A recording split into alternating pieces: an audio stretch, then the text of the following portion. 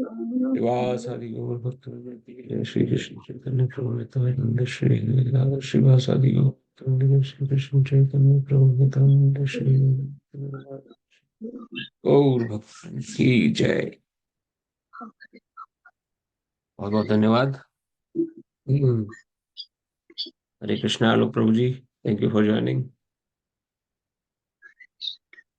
गाजियाबाद से हमारी माता जी भी जुड़ गई हैं, धन्यवाद बहुत बहुत। तो जैसा कि मैंने स्टार्टिंग में बोला, लगता है सर्दी बहुत बढ़ गई है, तो बाकी लोग आज आजकल उपस्थित नहीं हो पा रहे हैं भगवत गीता में, कथा में। लेकिन हमारा अथक प्रयास है कि रिकॉर्डिंग तक तो पहुंच ही जाए सबके पास, ताकि जो कंटिन्यूटी बनी हुई है कुछ भक्तों की वो ब्रेक ना हो।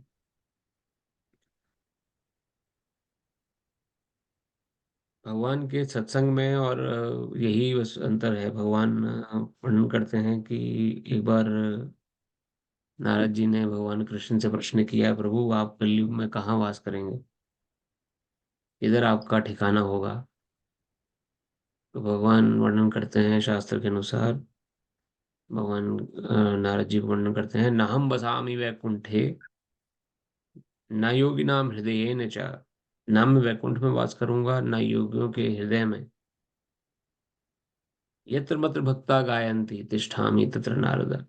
जहां मेरे भक्त मेरे नाम का गुणगान कथा श्रवण कीर्तन आदि कर रहे हैं, तिष्ठामि तत्र, वहां मैं साक्षात रूप से उपस्थित रहूंगा। तो जहाँ कहीं भी भगवान की कथा होती है, कथा श्रवण या कुछ भी भगवान से रिलेटेड सत्संग होता है, तो भगवान वहाँ उपस्थित रहते हैं अपने इस कथन के अनुसार। रिकॉर्डिंग में वो संभव नहीं है। रिकॉर्डिंग अगर हम सुनते हैं तो हमें रिकॉर्डिंग सुनाई देगी, लेकिन प्रत्यक्ष रूप से कथा में उपस्थित रहने में जो भगवान का आशीर्वाद प्राप्त होता है, वो आशीर्वाद से हम वंचित रह जाते हैं। वो आशीर्वाद अलग अलग अलग रूपों में आता है। तो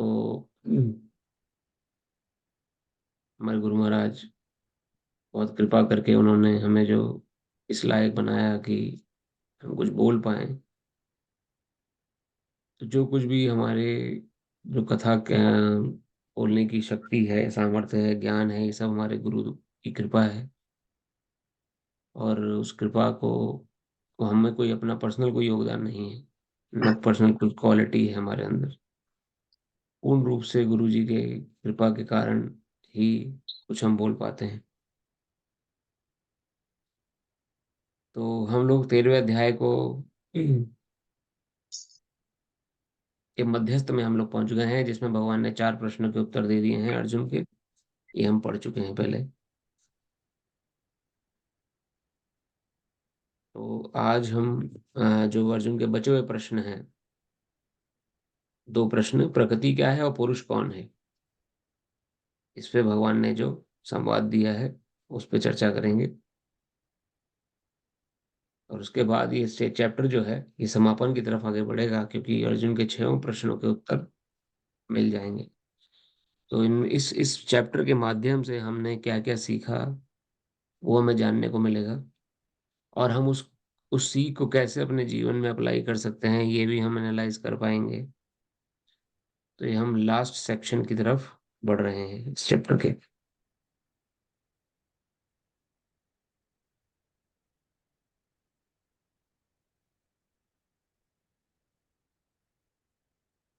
18 श्लोक तक हम पढ़ चुके थे। इसमें भगवान ने 13 से लेके 18वें श्लोक तक ज्ञेय क्या है, ज्ञेय अर्थात जानने योग्य परमात्मा किसे कहा गया है, परमात्मा के क्या गुण हैं, वो निराकार नहीं है, वो साकार रूप में भी उपस्थित है। और जितने उसकी हाथ पांव सिर वो सभी जगह उपस्थित है पूरे विश्व में। और हर शरीर का ज्ञाता है। मनुष्य हर शरीर का ज्ञाता नहीं है, या हम जीवात्मा हर शरीर की ज्ञाता नहीं है, लेकिन परमात्मा सभी शरीरों के ज्ञाता है। और समस्त इंद्रियों के मूल स्रोत जो हमारी इंद्रियां हैं, जिन इंद्रियों के वशीभूत हो हम कार्य कर रहे हैं, जो भी संसार से हम इंटरेक्शन कर रहे हैं, इसके मूल जो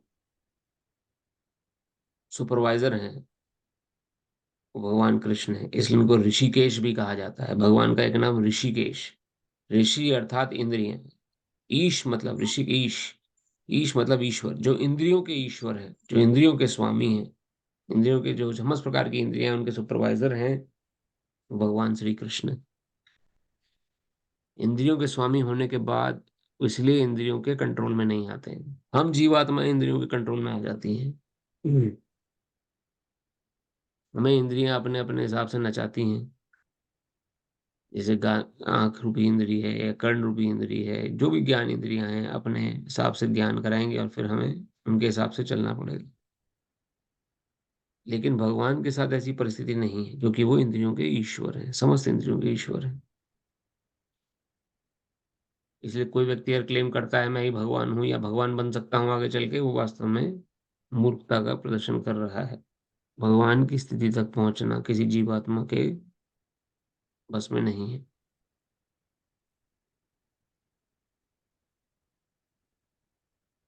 तो ये सब बताते हुए भगवान ने अर्जुन को ज्ञान दिया, ज्ञेय अर्थात परमात्मा को जानने योग्य। इसलिए मनुष्य जीवन प्राप्त करने के बाद सबसे पहले अपने को जानिए कि आप शरीर नहीं है, और उसके बाद परमात्मा को जानिए। इसको ज्ञान कहा है भगवान ने। इसके अलावा जो कुछ भी है वो अज्ञान है। अज्ञान क्यों? क्या फिजिक्स जो केमिस्ट्री है या मैथमेटिक्स है या जो हमने ज्ञान पढ़ा, क्या वो ज्ञान नहीं है? उसमें लोग भौतिक डॉक्टरी करते हैं, पीएचडी करते हैं, आगे आगे भौतिक पढ़ाई करते हैं, तो वो भी तो ज्ञान हुआ। भगवान के कहने का क्या आशय है कि वो ज्ञान नहीं है, वो ज्ञान नहीं है? यह भी हम चर्चा कर चुके हैं। किसी को याद है? वो भौतिक ज्ञान है, आध्यात्मिक ज्ञान हमें प्राप्त करना है। भौतिक ज्ञान है, आध्यात्मिक ज्ञान हमें प्राप्त करना है। भौतिक ज्ञान से क्या नुकसान है माता जी? ज्ञान तो ज्ञान ही है। नहीं, वो तो डेली दिनचर्या में चीजें काम आ रही हैं, जो हम देख रहे हैं वो सब भौतिक ज्ञान है। जो कुछ भी अपने ज्ञान प्राप्त किया, दैट इज वही भौतिक। प्रश्न है, वो हम भौतिक ज्ञान में वो नुकसान क्या है लेने? जब उसका दुरुपयोग करते हैं, किसी चीज से, अब मोबाइल है, इसका अगर दुरुपयोग करेंगे तो गलत है, अगर इसका सही योग करेंगे तो ठीक है। हरे कृष्णा प्रभु। प्रभु भौतिक हरे ज्ञान कृष्ण। की लिमिटेशन इसी जन्म तक है और वो फिर साथ नहीं जाएगी। राइट? तो आध्यात्मिक ज्ञान चाहिए हमें ताकि हम वापस जा सकें वैकुंठ लोक। ठीक है। जी, भौतिक ज्ञान जो है उसके अंदर इतनी काबिलियत नहीं है कि हमें वो जन्म मृत्यु के चक्कर से छुड़ा दे, भले ही आप कुछ भी क्यों ना पढ़ लें। तो सबसे पहले वो इंटरेस्ट की बात आती है, आप इंटरेस्टेड हैं जन्म मृत्यु के चक्कर से छूटने में कि नहीं है? Are you really interested? किसी चीज को प्रश्न किया जाता है ना, क्या वाकई में आपका इच्छा है कि जन्म मृत्यु के चक्कर छूटे, कि जैसा चल रहा है चलता रहे? तो अगर जो व्यक्ति वाकई में इंटरेस्टेड है, वाकई में इस बात के मर्म को समझ गया है, वो खाली भौतिक ज्ञान तक अपने को सीमित नहीं रखता है। वो सब काम करेगा, वो पीएचडी भी करेगा, मैथमेटिक्स भी पढ़ेगा, फिजिक्स भी पढ़ेगा, लेकिन ये जान जाएगा कि इससे मेरा अल्टीमेट फायदा नहीं होने वाला है। अल्टीमेट फायदा आध्यात्मिक ज्ञान से होगा। आध्यात्मिक ज्ञान क्या है? अपने आप को समझना, एहसास करना वास्तव में मेरा स्वरूप क्या है, मैं आत्मा हूँ। इस बात के रियलाइजेशन को लेके आना, खाली जानना नहीं। जानते तो हम हैं, लेकिन रियलाइजेशन में कब लाएंगे? जब प्रैक्टिस में अमल करेंगे। उसकी आवश्यकता है। तो वो अगर हमारे अंदर ललक है कि हमें दोबारा से संसार में नहीं आना है। कई लोगों के लिए तो ये बातें एक कपोल कल्पनाएं या सिर्फ किताबी बातें या फिर एक अननेचुरल या इम्प्रैक्टिकल बातें हैं। ये आध्यात्मिक ज्ञान का विषय जो है, को लगता है कि ये समय इन बातों को करने का नहीं है। इस समय तो हमें अपनी इन्वेस्टमेंट पे ध्यान देना चाहिए, या अपना फ्यूचर ग्रोथ के बारे में ध्यान देना चाहिए, या अपने बच्चों की परवरिश या उनके आगे फ्यूचर के बारे में सोचना चाहिए। पूजा पाठ या आध्यात्मिक विषय जो है, ये बाद का विषय है। ऐसा विचार रख के लोग जीवन जीते हैं।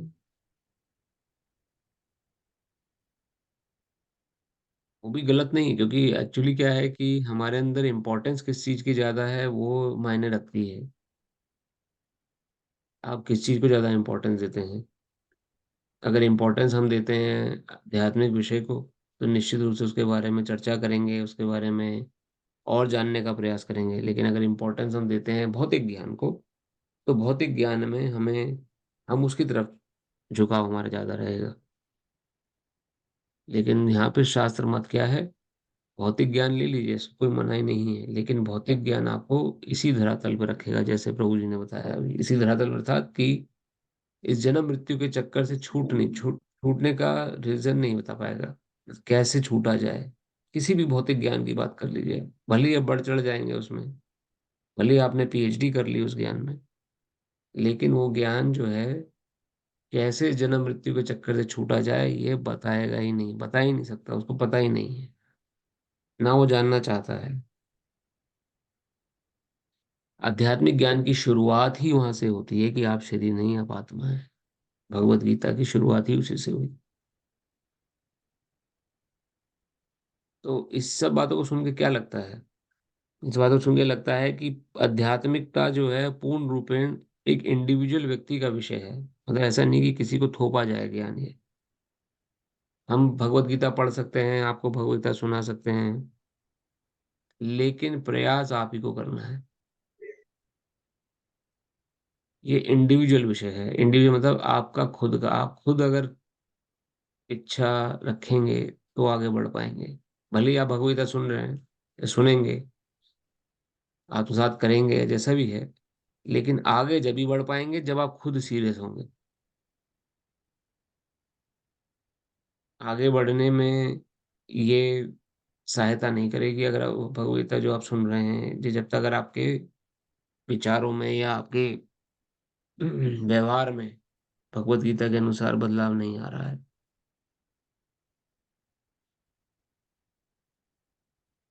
तो ये एक बात हमें समझ में आती है। और इसमें हमें इसलिए प्रयास करने को जो बोला जाता है वो क्या प्रयास है, नियमित भागवत कथा श्रवण, नियमित भगवान का नाम जप, नियमित रूप से साधु संग, ये सब नियम से होना चाहिए। नियमित से ऐसे नहीं कि आज हमने से कर लिया, कल हमने छोड़ दिया, कल फिर से हमने संसारिक विषयों की तरफ आसक्ति ज्यादा हो गई, फिर परसों हमने सुना कहीं से कुछ सीरियसनेस आ गई, फिर हम भूल गए। तो ये इससे हम क्या होगा कि उसके लिए जितना आगे बढ़ते हैं उतना पीछे चले जाते हैं। तो नेट नेट कितना आगे बढ़ रहे हैं हम, कुछ नहीं बढ़ रहे आगे, वहीं उसी लाइन पर रहते हैं। तो इसीलिए आप सभी से प्रार्थना मेरी हमेशा से रहती है कि जो भी हम भगवद विषय यहाँ पढ़ते हैं वो आप समय निकाल कर घर में पढ़िए, परिवार के साथ बैठकर मनन करिए। जो श्लोक हम पढ़े हैं उस श्लोक को एक दो बार खुद ही रिसाइट करने का प्रयास करिए, खुद अपना एक अंडरस्टैंडिंग आप डेवलप करने का प्रयास करिए कि आपकी क्या अंडरस्टैंडिंग इससे डेवलप होती है। एक तो अंडरस्टैंडिंग वो है जो मैं अपनी अंडरस्टैंडिंग रख के आप सबको बता रहा हूँ, मेरे जो मैंने एहसास किया, मैंने रियलाइज किया, वो हम इस कथा में समझते हैं। मैंने जो अपने गुरुजनों से सुना, सुन के जो उनके रिलेशन है वो रिलेशन मैं आपसे शेयर करता हूँ। एक वो पढ़ने के बाद आपकी स्वयं की कितनी रियलाइजेशन हुई, क्या आपने समझा, वो बहुत इंपॉर्टेंट चीज है। कितना आप समझ पाए इस आध्यात्मिक ज्ञान को, कितना जीवन में डाल पाए, ये बहुत मायने रखता है। तो ज्ञान क्या है, भगवान के अनुसार स्वयं को जानना और परमात्मा के विषय में जानकारी रखना, और इन दोनों में क्या रिश्ता है, क्या नाता है, कैसे ये रिएक्ट करते हैं, कैसे काम करते हैं, ये असल में भगवान ने ज्ञान बताया है। इसके अलावा जो कुछ भी है वो अज्ञान है, भगवान बोल रहे हैं। अज्ञान क्यों कहा है भगवान ने 12वें श्लोक में, जो कुछ भी अज्ञान है इसके अलावा, क्योंकि जो बाकी जो ज्ञान है वो हमें जन्म मृत्यु के चक्कर से छुटा नहीं पाएगा, इसलिए अज्ञान है वो। आप बहुत बड़े पीएचडी होल्डर हैं, जीरो, के पास $1,000,000 हैं, जीरो। आपके पास प्रॉपर्टी इंडिया में भी है और बाहर भी है, जीरो। आपके पास, आप बहुत फेमस हैं, जीरो। आप बहुत सुंदर हैं, जीरो। आप बहुत शक्तिशाली हैं, 0। ये मैं 0 0 क्यों लगा रहा हूँ? क्योंकि एक दिन ऐसा आएगा कि इनमें से आप कुछ भी नहीं होंगे। एक दिन सब 0 हो जाएगा। आज है, लेकिन आगे का पता नहीं। लेकिन अगर आप भक्त हैं, 1, तो भक्ति एक ऐसा विषय है जो जन्म जन्मांतर तक चलती है। इन 0 के आगे अगर 1 लगा है तो उसकी वैल्यू बढ़ जाएगी। देखिए कितने हो गए, 10 लाख हो गए। अगर ये 1 हटा दें हम 0 से पहले कि आप भक्ति नहीं कर रहे हैं, तो रह क्या जाएगा? बस 0। 0 रह जाएगा। इसलिए बहुत जरूरी है इन विचारों पे हमें मनन करें हम। आध्यात्मिकता मनन का विषय भी है। खुद आप मनन जितना खुद अपने मन को जितना मथेंगे आप, उतना इस ज्ञान को आप आत्मसात कर पाएंगे, और उतना ही ज्ञान आपको सुख दुख के द्वैत से दूर रखने का में सफल हो पाएगा। तो अपने विषय में हमने जाना, भगवान ने बताया कि हम, इस शरीर जो है 24 तत्वों का बना है। मैं ये शरीर नहीं हूँ, मैं आत्मा हूँ। मैं इन 24 तत्वों में से कुछ भी नहीं हूँ। 5 हैं ज्ञान इंद्रियां, 5 कर्म इंद्रियां, 5 इंद्रिय विषय, 5 प्रकार के इंद्रिय, 5 प्रकार के मूल, जो पंच महाभूत हैं, 20, मन बुद्धि अहंकार, 23, और 24 प्रकृति के 3 गुण, तो गुण रजोगुण तमोगुण, इन सब का समावेश होके ये शरीर बना हुआ है। और इस शरीर को हम लोग चला रहे हैं एज ए ड्राइवर। जब तक हम इस शरीर में बैठे हैं, तब तक ये शरीर चल रहा है। जिस दिन हमारे शरीर से बाहर निकल जाएंगे, इस शरीर में कुछ जान प्राण नहीं रह जाएंगे, तो उसे आप चाहे जला दीजिए, चाहे दफना दीजिए, चाहे नदी में फेंक दीजिए, कोई किसी को फर्क नहीं पड़ेगा। कि इसका जो चालक था वो उतर गया है शरीर से। तो ये हमने सीखा कि मैं शरीर नहीं हूँ, मैं शरीर को चलाने वाली आत्मा हूँ। हमने सीखा परमात्मा क्या है। परमात्मा समस्त शरीरों में व्याप्त भगवान की शक्ति है। शक्ति भगवान समस्त शरीरों में उपस्थित हैं, सभी के बारे में जानते हैं। वो निराकार रूप में नहीं है, साकार रूप में भी उपस्थित हैं। उनके हाथ पैर सभी जगह उपस्थित हैं। वो किसी भी इंद्रिय से कोई भी इंद्रिय कार्य कर सकते हैं। वो इंद्रियों के गुलाम नहीं है, जिस प्रकार हम इंद्रिय गुलाम हैं। वो इंद्रियों के गुलाम नहीं, वो इंद्रियों के कंट्रोलर हैं, इंद्रियों के ईश्वर हैं। वो हम्म, समस्त प्रकार के प्रकाशन वस्तुओं के प्रकाश स्रोत हैं। इस प्रकार सबके हृदय में स्थित होते हुए भगवान सबको ज्ञान दे रहे हैं। तो ये भगवान ने अपने विषय में बताया। अब 19वें श्लोक से आगे बढ़ते हैं।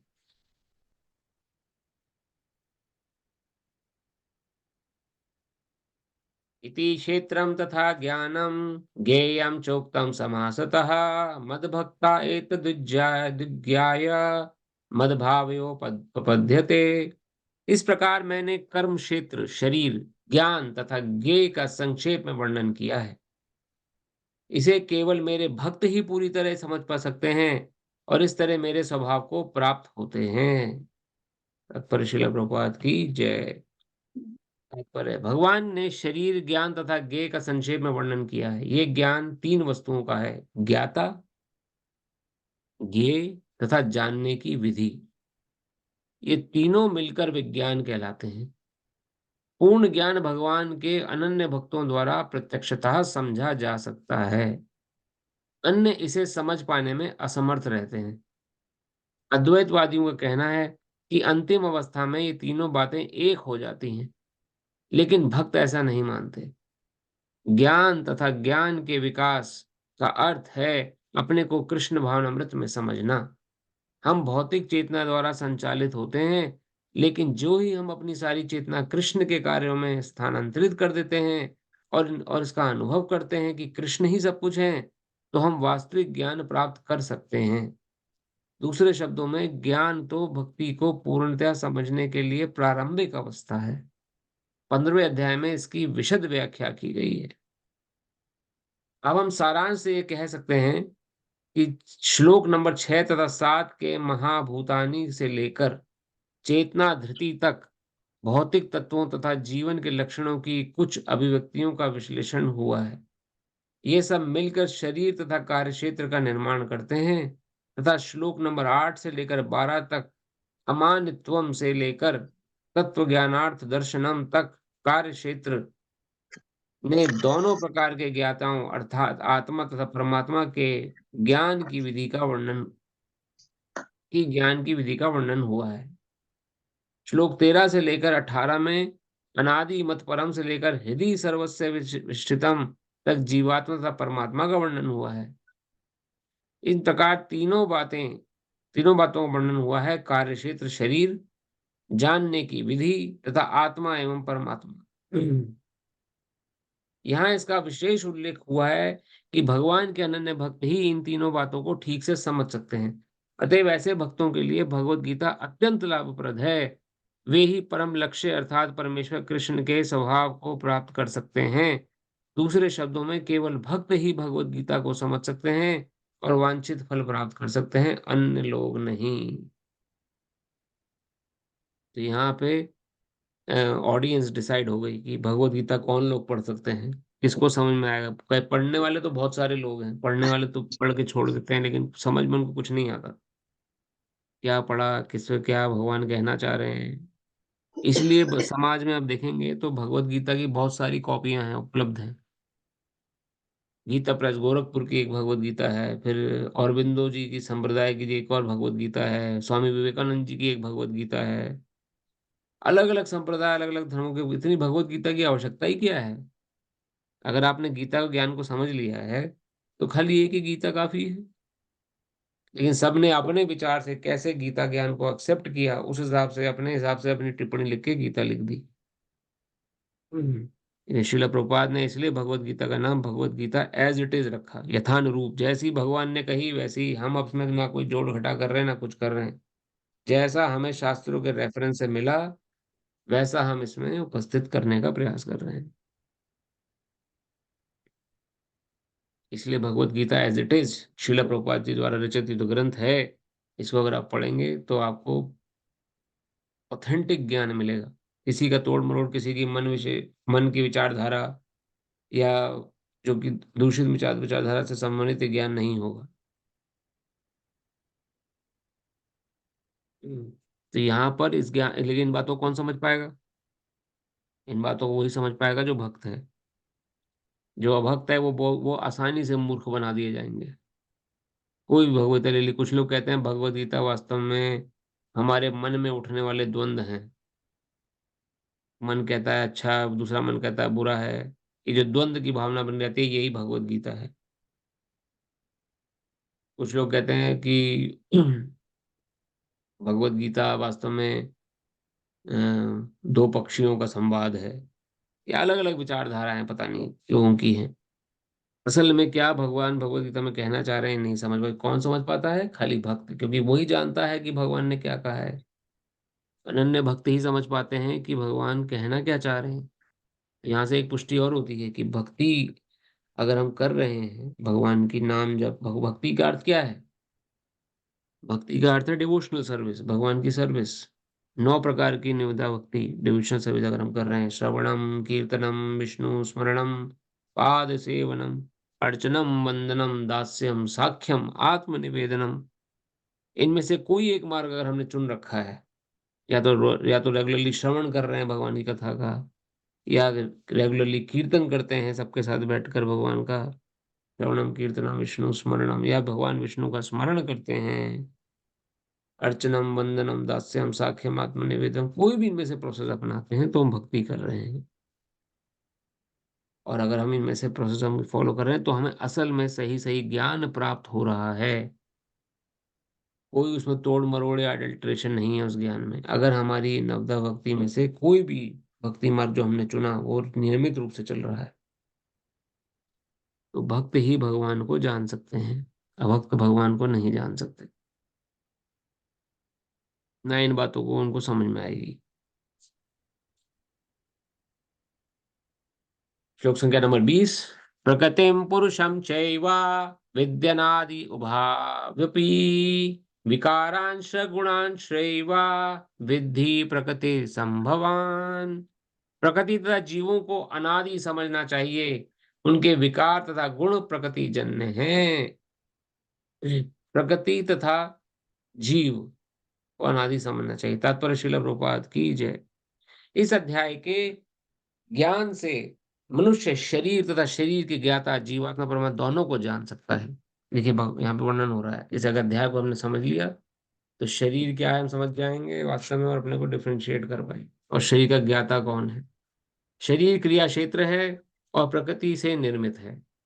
शरीर के भीतर बद्ध तथा उसके कार्यों का भोग करने वाला आत्मा ही पुरुष या जीव है। वह ज्ञाता है और इसके अतिरिक्त भी दूसरा ज्ञाता होता है जो परमात्मा है। निसंदेह ये समझना चाहिए कि परमात्मा तथा आत्मा एक ही भगवान के विभिन्न अभिव्यक्तियां हैं। जीवात्मा उनकी शक्ति है और परमात्मा उनका साक्षात अंश है। प्रकृति तथा जीव दोनों ही नित्य हैं। तात्पर्य यह है कि वे सृष्टि के पहले से विद्यमान हैं। यह भौतिक अभिव्यक्ति परमेश्वर की शक्ति से है और इसी उसी प्रकार जीव भी हैं, किंतु जीव श्रेष्ठ शक्ति है। जीव तथा प्रकृति इस ब्रह्मांड के उत्पन्न होने से पूर्व से विद्यमान है। प्रकृति तो महाविष्णु में लीन हो गई और जब उसकी आवश्यकता पड़ी तो वह महत तत्व के द्वारा प्रकट हुई। इसी प्रकार जीव भी उसके भीतर रहते हैं, उनके भीतर रहते हैं, और चूंकि वे बद्ध हैं अतः वे परमेश्वर की सेवा करने से विमुख हैं। इस तरह उन्हें वैकुंठ लोक में प्रविष्ट नहीं होने दिया जाता। लेकिन प्रकृति के व्यक्त होने पर इन्हें भौतिक जगत में पुनः कर्म करने तथा वैकुंठ लोक में प्रवेश करने की तैयारी करने का अवसर दिया जाता है। इस भौतिक सृष्टि का यही रहस्य है।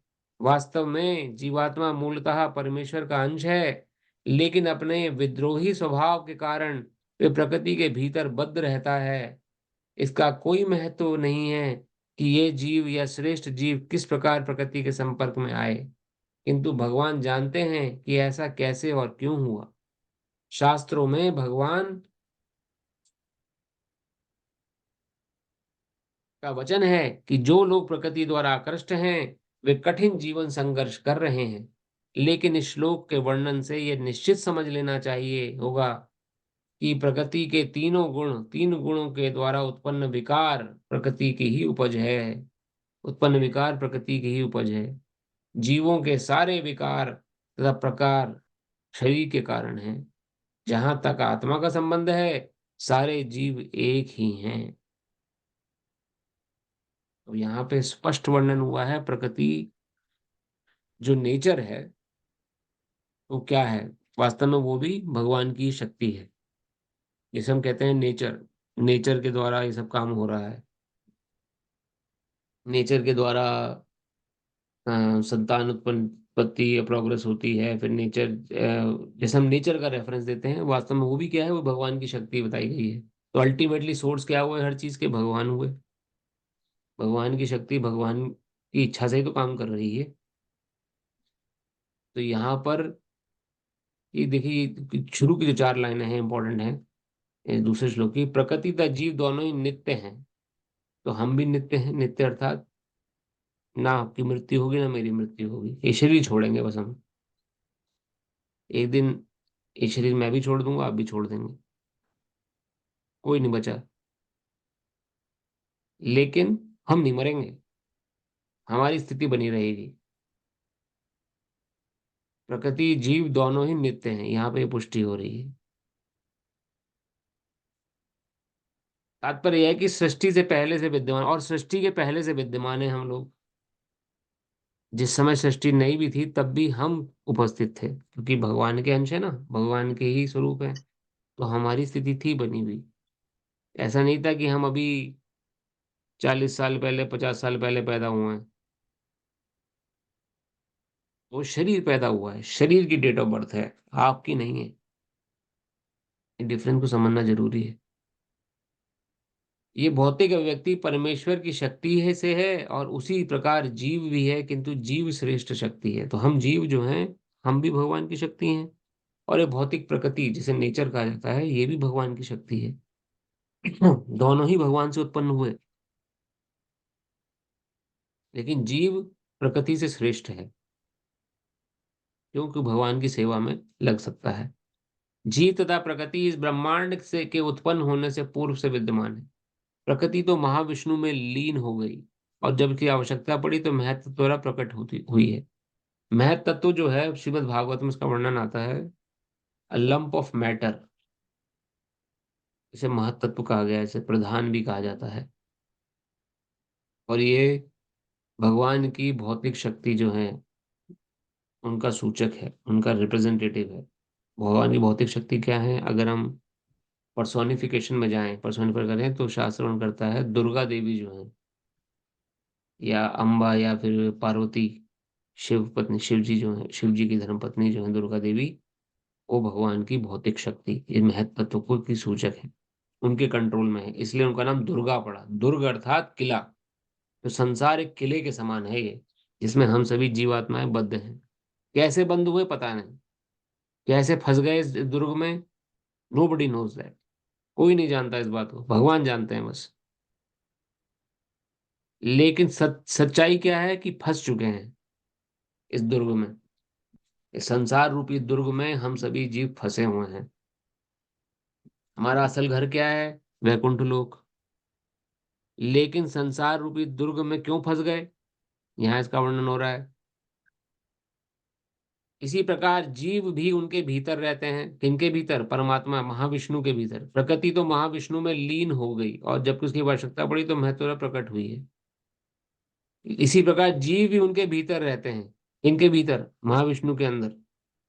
जब जीवात्माएं, जब प्रलय होती है, संसार की नष्ट होता है, तो जो जीवात्माएं वैकुंठ जाने से बच गईं, वो कहाँ चली जाती हैं? वो महाविष्णु के अंदर चली जाती हैं। यहाँ इसका वर्णन हो रहा है। इसी प्रकार जीव भी उनके भीतर रहते हैं, और चूंकि वे बद्ध हैं, बद्ध अर्थात कंडीशनल, कंडीशनल अर्थात किसी ना किसी कंडीशन से बंधे हुए हैं, यानी कि या तो सतोगुणी होंगे, या रजोगुणी होंगे, या तमोगुणी। इन तीनों कंडीशनों में से किसी एक कंडीशन में हम बंधे हुए हैं। या तो हमारे विचार सतोगुणी विचार हैं, बहुत अच्छा सोचते हैं, लेकिन भगवान के बारे में नहीं सोचते, तो अपना अच्छा, किस दूसरे का अच्छा करें, खूब अच्छा करें, ये सतोगुणी विचार है। या रजोगुणी विचार वाले होंगे हम, या तमोगुणी विचार। तो ये होती है कंडीशन, इसलिए हमें कंडीशन सोल बोला गया है। किसी ना किसी कंडीशन से हम बंधे हुए हैं, इसलिए हम बद्ध हैं। तो जब तक ये बद्ध अवस्था रहती है, इन जब तक हमारे विचार सतोगुणी, रजोगुणी या तमोगुणी रहते हैं, तब तक हमें मुक्ति नहीं मिलती है। तब तक हमारी, अगर अगर हम व्यक्त अवस्था में रहेंगे, जैसे अभी हम व्यक्त हैं, शरीर मिला हुआ है, तो हम सामने दिखाई देंगे अलग अलग, और अपने कंडीशन के अनुसार काम करेंगे।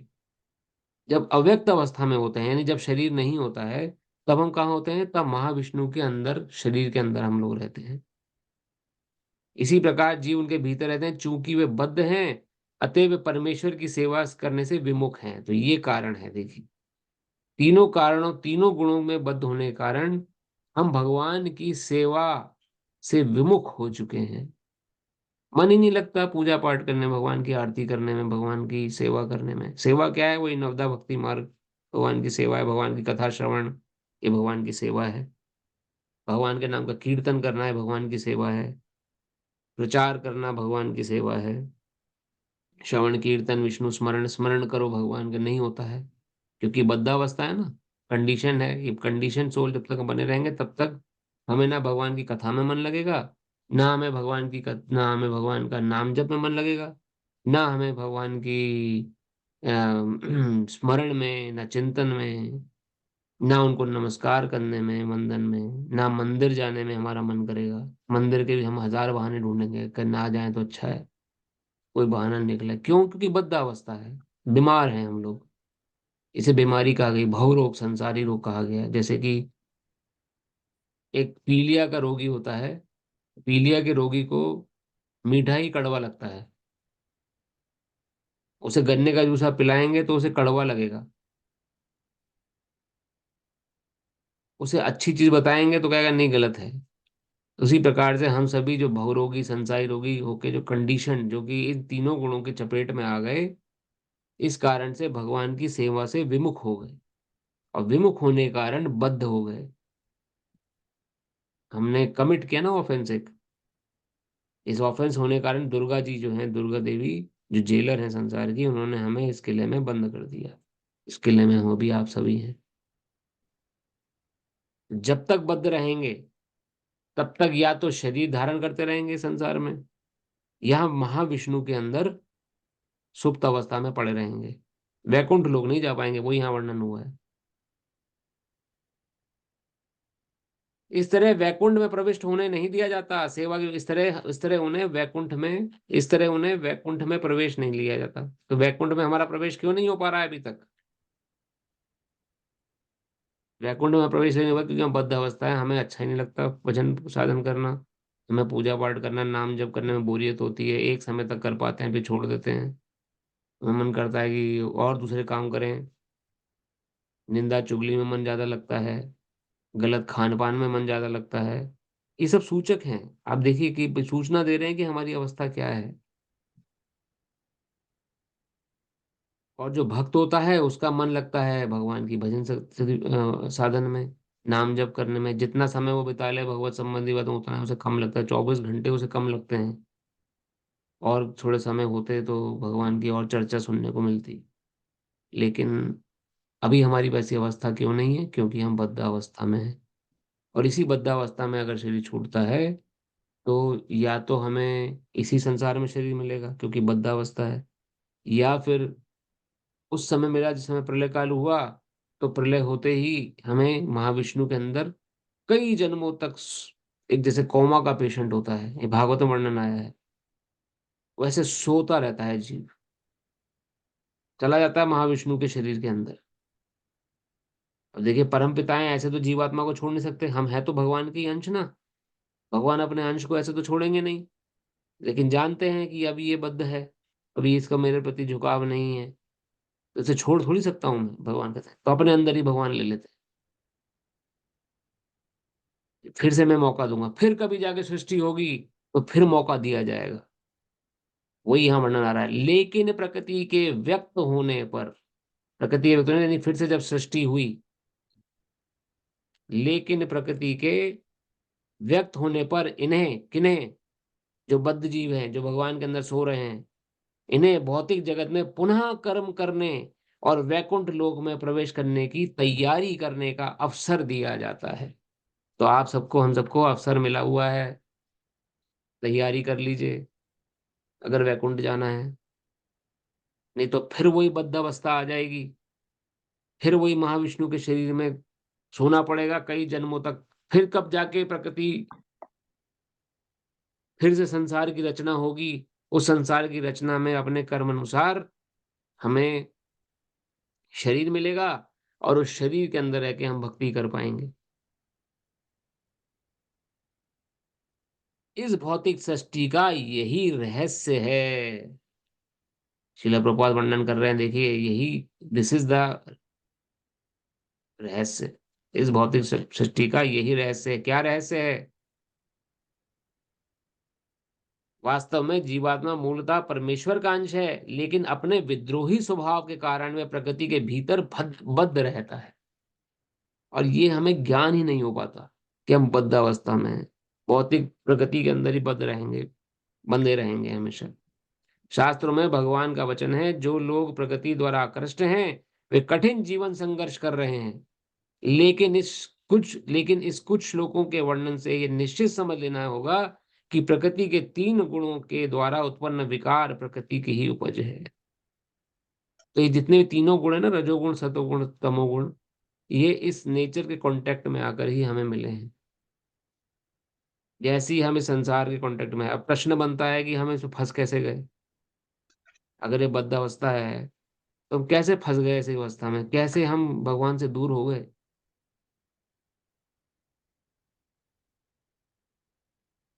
इसका उत्तर कौन देगा बताइए? आपको समझ में आया श्लोक सुन के? हम कैसे इसमें फंस फंस कैसे गए? इसका उत्तर मिल चुका है हमें इन्हीं इसी माध्यम से ही, जो श्रील प्रभुपाद ने समझाया है।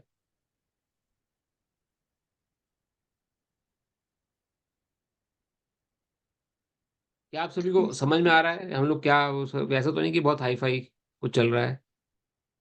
कुछ ऐसा तो नहीं कि मैं कुछ ज्यादा तेज बोल रहा हूँ या ना समझ में आ पा रहा हो आपके, हम दोबारा से चर्चा कर सकते हैं, लेकिन ये श्लोक बहुत इंपॉर्टेंट है।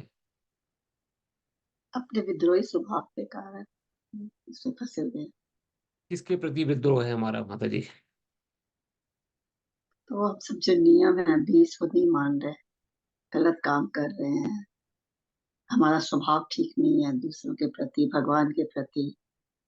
भगवान के प्रति माता जी, भगवान के बारे में सुनना पसंद नहीं करते। हाँ। तो उसने बहुत नियम दे दिए भगवान ने। अरे आप प्याज मत खाओ, लहसुन मत खाओ, चाय मत पियो, कॉफी मत पियो, मांसाहार मत करो, व्यभिचार मत करो। बहुत नियम है, इतने नियम थोड़ी पालन किए जाते हैं। ना ये नियम है ना नियम बनाने वाला है, ऐसा विचार बन जाता है। ना भगवान है, भगवान, भगवान के अस्तित्व को ही नकार दो तो कैसे नियम फिर? कोई नियम नहीं। तो भगवान के अस्तित्व को ही नकार दिया, करने वाले हम ही हैं जो हैं। हम करेंगे तो होगा, नहीं होगा तो नहीं होगा। भगवान कौन, किसने देखा है भगवान, कहाँ है भगवान? ये सब किताबी बातें हैं, सब नियम कानून। ऐसा विचार मन में आता है तो ये है विद्रोही स्वभाव। जैसे कि कोई गवर्नमेंट के नियम को एकदम बोल रहे हैं, मैं गवर्नमेंट को नहीं मानता। गवर्नमेंट ने नियम जारी किया है, रेड लाइट पे गाड़ी रोकनी है, ग्रीन लाइट पे गाड़ी चलानी है। अब कोई विद्रोही आ जाए, बोलेगी मैं किसी नियम कानून को नहीं मानता हूँ, मैं रेड लाइट पे भी अपनी स्पीड कम नहीं करूंगा और बड़ा और रेड लाइट पार कर जाऊंगा, तो रूल ब्रेक हुआ, विद्रोही हो गए। स्टेट लॉ के अनुसार पनिशमेंट मिलेगी, पनिशमेंट का डर नहीं है, चले जा रहे हैं। अल्टीमेटली क्या होगा? या तो एक्सीडेंट होगा या पुलिस पकड़ लेगी। और वही दुर्गा देवी का काम है।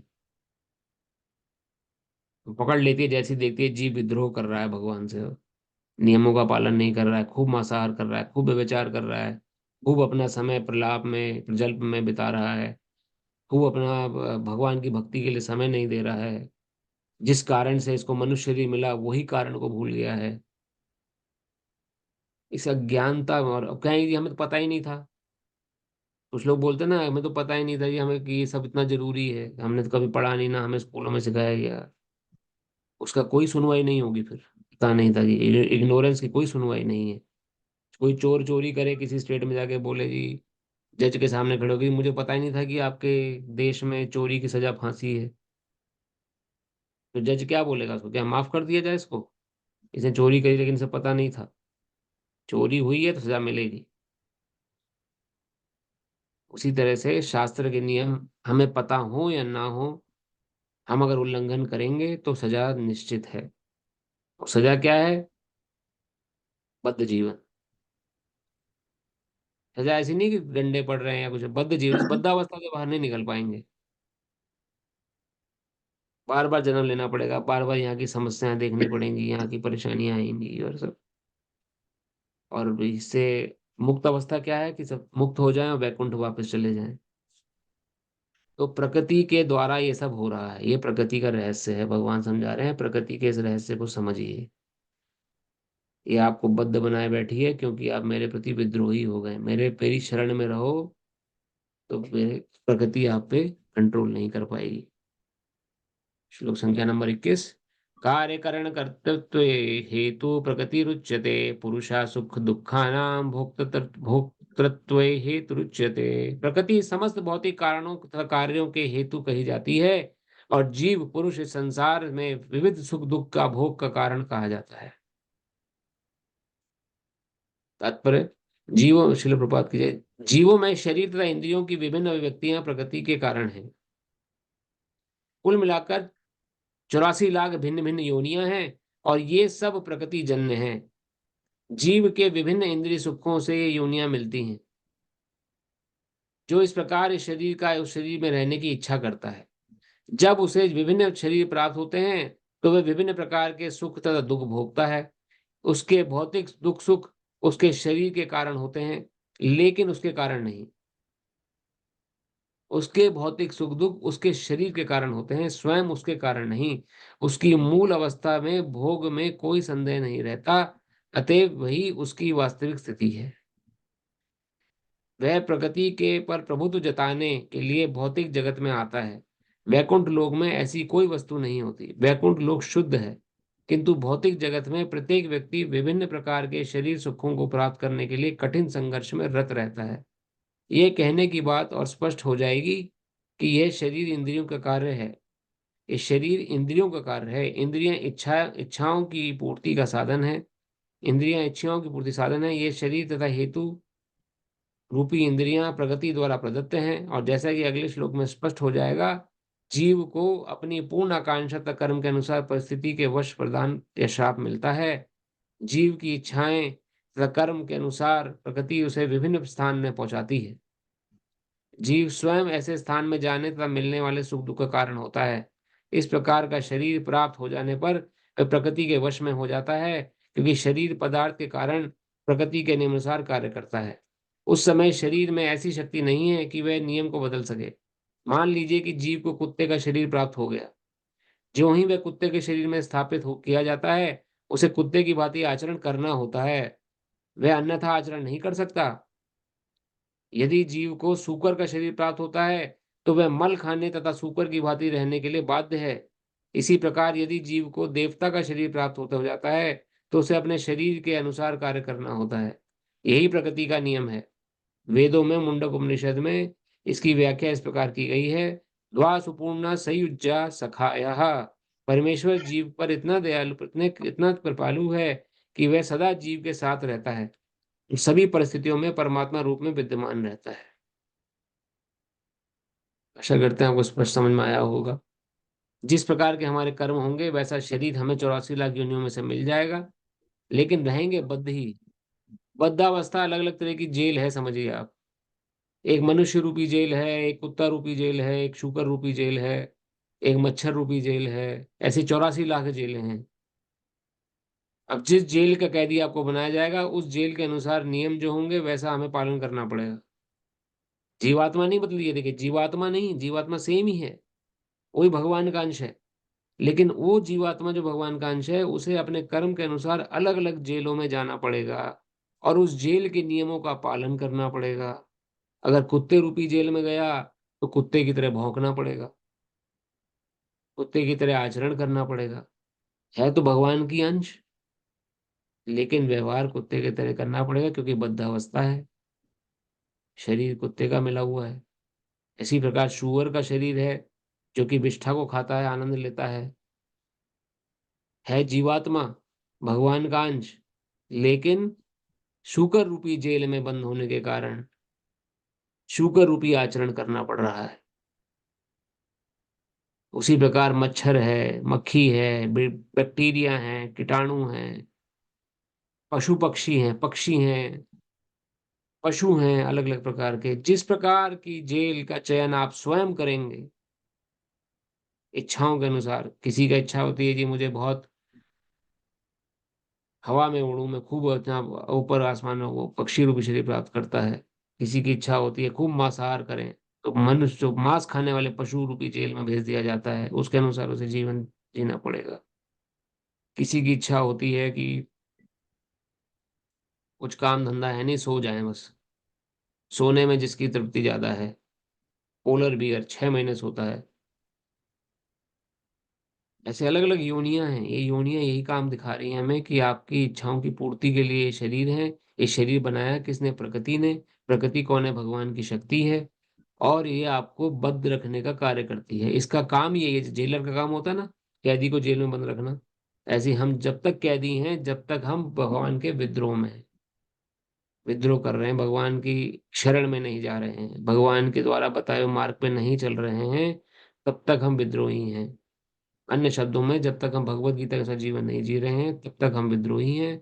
और भगवान द्वारा, लेकिन भगवान हमें पनिशमेंट नहीं दे रहे हैं।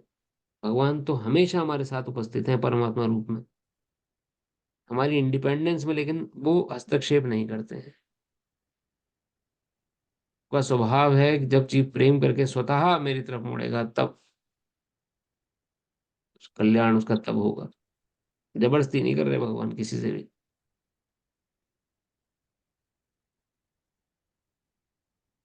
इस बद्धावस्था से बाहर निकलने का तरीका क्या है? भगवान की शरण में रहना। एक श्लोक और लेंगे, फिर कथा को विश्राम देंगे। पुरुषा प्रकृति स्थितो ही भुंक्ते प्रकृति जान गुणान कारणं गुण संगस्य सदसंगो निज निजन्मनसु। इस प्रकार जीव प्रकृति के तीनों गुणों का भोग करता हुआ प्रकृति में ही जीवन बिताता है।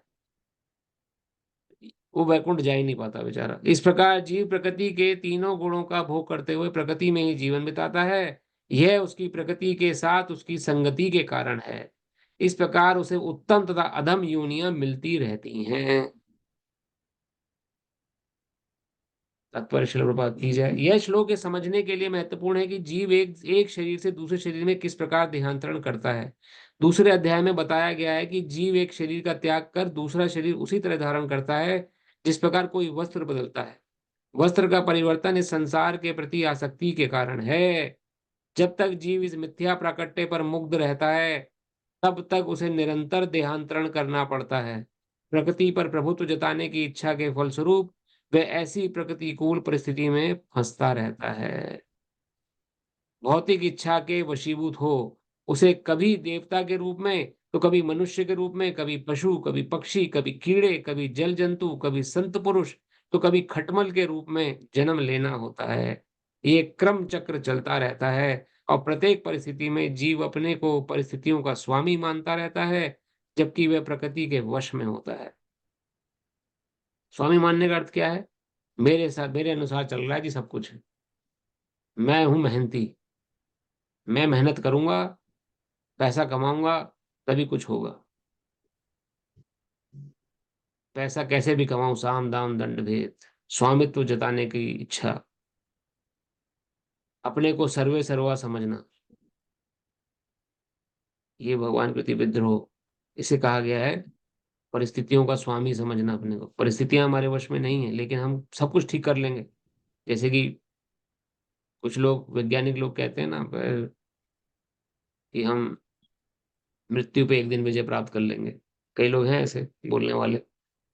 तो प्रकृति पे प्रभुत्व स्थापित करने की जो भावना है ये हमें बद्ध करती रहती है। इसे ही विद्रोह कहा गया है। यहाँ पर बताया गया है कि जीव किस प्रकार विभिन्न शरीरों को प्राप्त करता है। ये प्रकृति के विभिन्न गुणों की संगति के कारण है। अतएव विभिन्न गुणों की संगति यानी कोई सतोगुणी कार्य भी कर रहा है तो भी प्रकृति द्वारा फंसा दिया जाएगा, क्योंकि आपको सतोगुण द्वारा किए गए अच्छे कर्म भोगने के लिए आना पड़ेगा संसार में। तमोगुणी रजोगुणी को तो आना ही पड़ता है। अतएव इन गुणों से ऊपर उठकर दिव्य पद पर स्थित होना होता है। यही कृष्ण भावनामृत कहलाता है। इसलिए कृष्ण भावनामृत क्या है, इन गुणों से ऊपर उठिए, सिर्फ कृष्ण के लिए कार्य करिए। कार्य सब यही करने हैं लेकिन सेंटर में कृष्ण होने चाहिए। यही कृष्ण भावनामृत कहलाता है। कृष्ण भावनामृत में स्थित हुए बिना भौतिक चेतना मनुष्य को एक शरीर से दूसरे शरीर में देहांतरण करने के लिए बाध्य करती रहती है, क्योंकि अनादिकाल से उसमें भौतिक आकांक्षाएं व्याप्त हैं। लेकिन उसे इस विचार को बदलना होगा। ये परिवर्तन प्रामाणिक स्रोतों से सुनकर ही लाया जा सकता है। इसका सर्वश्रेष्ठ उदाहरण अर्जुन है, जो कृष्ण को ईश्वर विज्ञान का श्रवण करता है। कृष्ण से ईश्वर विज्ञान श्रवण करता है। यदि जीव इस श्रवण विधि को अपना ले तो प्रकृति पर प्रभुत्व जताने की चिर अभिलाषा आकांक्षा समाप्त हो जाए और क्रमशः ज्यो ज्यो वह प्रभुत्व जताने की इच्छा को कम करता जाएगा त्यों त्यों उसे आध्यात्मिक सुख मिलता जाएगा। एक वैदिक मंत्र में कहा गया है, ज्यो ज्यो जीव भगवान की संगति से विद्वान बनता है त्यों त्यों उसी अनुपात में वह आनंदमय जीवन का आस्वादन करता है। श्रवण, सुनना कथा भगवान की एकमात्र मार्ग इस बद्धावस्था से छूटने का। श्रवण जब तक नहीं करेंगे तब तक कीर्तन नहीं होगा। इसलिए सुनना भगवान की कथा को किससे? प्रामाणिक सूत्रों से, हर किसी से नहीं। जो प्रामाणिक सूत्र हैं, प्रामाणिक ज्ञान अर्जित कर रहे हैं, उनसे सुनने की विधि से ही ये ज्ञान चक्षु उत्पन्न होंगे, खुलेंगे और हमें एहसास होगा कि हम कहाँ फंसे हुए हैं। तो इस सेक्शन में भगवान हमें झंझोड़ के उठा रहे हैं, जागो, देखो कहाँ पड़े हो। ये संसार ही सब कुछ नहीं है। यहाँ से बाहर निकलने की इच्छा है भी कि नहीं? नहीं है तो क्यों नहीं है? वृद्धावस्था क्यों अपना के रखी है? तो आगे आगे सेक्शन में भगवान और डिटेल में वर्णन करेंगे। आज कथा को हम ही विश्राम देते हैं। कोई आपके मन में प्रश्न हो पूछ सकते हैं।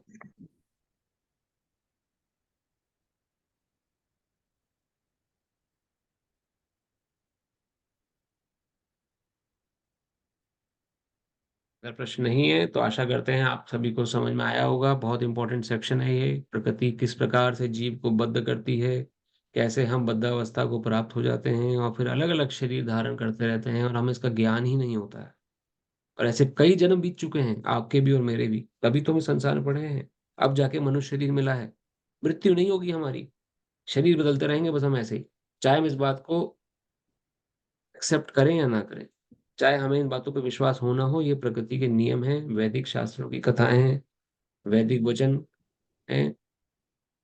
तो इसलिए इन बातों पे हमें अमल करने का प्रयास करना चाहिए और जल्दी से जल्दी भगवान की शरण में रहने का प्रयास करना चाहिए। उनकी कथा श्रवण जरूर सुननी है, नाम जप जरूर करना है, कीर्तन जरूर करना है। इससे क्या होगा, हमारी बद्धावस्था जो है वो धीरे धीरे दूर होती जाएगी और हमें मौका मिलेगा वैकुंठ में प्रवेश करने का। यहाँ पे ये भी वर्णन हुआ है, वैकुंठ भी है। ऐसा नहीं कि ये सिर्फ कहानियां हैं। वैकुंठ में भी प्रवेश मिलता है लोगों को। हम जैसे लोग ही जाते हैं वैकुंठ में, उनके पास भी 24 घंटे ही हैं। जो वैकुंठ गए अभी तक, उनके पास भी 24 घंटे ही थे। वो भी इन्हीं 24 घंटों का उपयोग करते हुए गए। कैसे उन्होंने बद्धावस्था से अपने को निकाला, कैसे वो सीरियस हुए। तो जितना जल्दी हम सीरियस होंगे इस ज्ञान के प्रति और इसको आत्मसात करने का प्रयास करेंगे, उतना जल्दी हमें अवसर मिलेगा। तो आप सभी से प्रार्थना है कि आप मनन करते रहिए भगवद गीता श्लोक का और अपने जीवन में परिवर्तन का अनुभव आप स्वयं करेंगे। इन्हीं शब्दों के साथ बहुत बहुत धन्यवाद। हरे कृष्णा। हरे कृष्णा। बहुत बहुत धन्यवाद। हरे कृष्ण प्रभु। हरे कृष्णा हरे प्रभु जी। हरे श्री कृष्ण। हरे